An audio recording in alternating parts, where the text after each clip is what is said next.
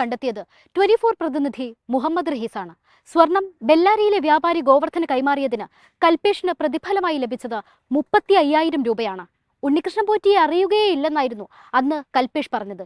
എന്തായാലും SITക്ക് കണ്ടെത്താൻ കഴിയാതിരുന്ന സാങ്കല്പിക കഥാപാത്രമെന്ന് എല്ലാവരും കരുതിയ കൽപേഷിനെ കണ്ടെത്തിയ വഴികളിലൂടെ ഒരിക്കൽ കൂടി സഞ്ചരിക്കുകയാണ് 24 പ്രതിനിധി മുഹമ്മദ് റഹീസ്.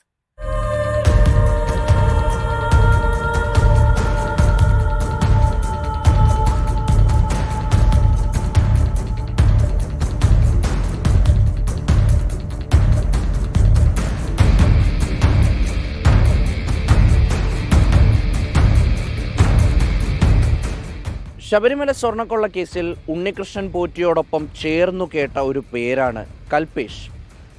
കൽപേഷ് ഉണ്ണികൃഷ്ണൻ പോറ്റിയുടെ സഹായിയാണെന്നും സുഹൃത്താണെന്നും കാരിയറാണെന്നും ഒക്കെയുള്ള വിവരങ്ങൾ പുറത്തു വന്നു.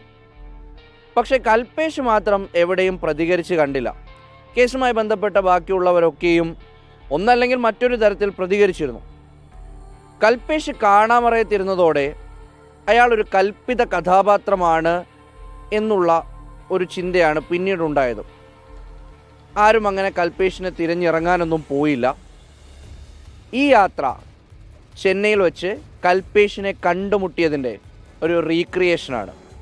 ആ വഴികളിലൂടെ നമുക്ക് സഞ്ചരിക്കാം.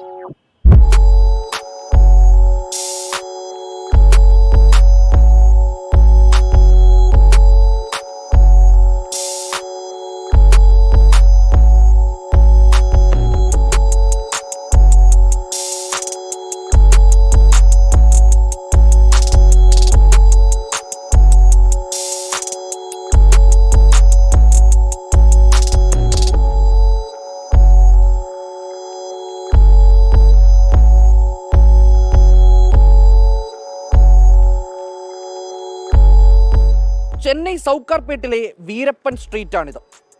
പ്രധാനമായും ജ്വല്ലറികൾ മാത്രമുള്ള ഇടം. കേൾക്കുന്ന ഒരു ആക്ഷേപമുണ്ട്. കേരളത്തിൽ നിന്നടക്കം എവിടെ നിന്ന് സ്വർണം കളഞ്ഞുപോയാലും അതിൻ്റെ ഒരു ഭാഗം ഈ സ്ട്രീറ്റിലെത്തും.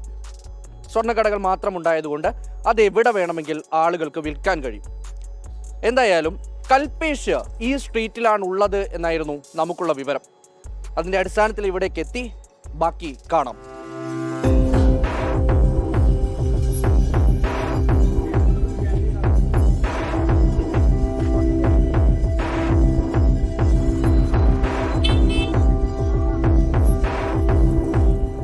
അക്കാണുന്ന കെട്ടിടത്തിനപ്പുറമാണ് സ്വർണ്ണക്കടയിൽ സഹായിയായി കൽപേഷ് ജോലി ചെയ്യുന്നത്. തൻ്റെ ഒരു സുഹൃത്തായിട്ടുള്ള ജെയിനിൻ്റെ കടയാണത്. കഴിഞ്ഞ 13 വർഷത്തിലധികമായി അദ്ദേഹം ഇവിടെ ജോലി ചെയ്യുന്നുവെന്ന് ജെയിനും കൽപേഷും പറയുന്നു. രാജസ്ഥാൻ സ്വദേശിയാണ്. വീട്ടിൽ അമ്മയും അച്ഛനുമുണ്ട്. ഇദ്ദേഹം കല്യാണം കഴിച്ചിട്ടില്ല. അപ്പോൾ ഉണ്ണികൃഷ്ണൻ പോറ്റിയുമായി ഇദ്ദേഹത്തിന് എന്തെങ്കിലും ബന്ധമുണ്ടോ? ഈ സ്വർണ്ണക്കൊള്ളയിൽ ഇദ്ദേഹം എന്ത് പ്രവൃത്തിയാണ് നടത്തിയത്? അദ്ദേഹത്തിൽ നിന്ന് തന്നെ കേൾക്കാം.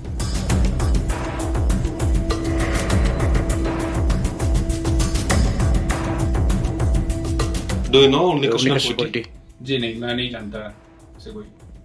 You know about this theft case? Any sort of things about this theft case? जी नहीं मालूम मेरे को. Have you been to Sabarimala or Smart Creations before? नहीं जानता. अब पहली बार मालूम पड़ा और पहली बार उस दुकान में गया था उस time. Transaction, did you receive any money? No. ये हेल्प के से किया था, कोई इसमें पैसा वैसा नहीं मिला. You usually went there for this transportation, right? For this Rodham, for Rodham. हाँ, जाते हैं उधर 25 दिन में, 1 महीने में एक बार जाते हैं. वो हमारा पार्टी है.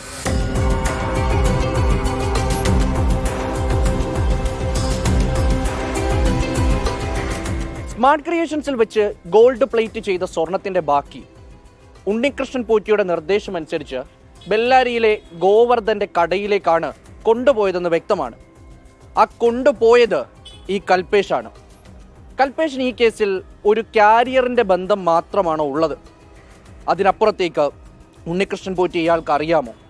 സ്മാർട്ട് ക്രിയേഷൻസിൻ്റെ ഏതെങ്കിലും തരത്തിലുള്ള ഇടപെടലുകൾക്ക് അദ്ദേഹം ഇടപെട്ടിട്ടുണ്ടോ?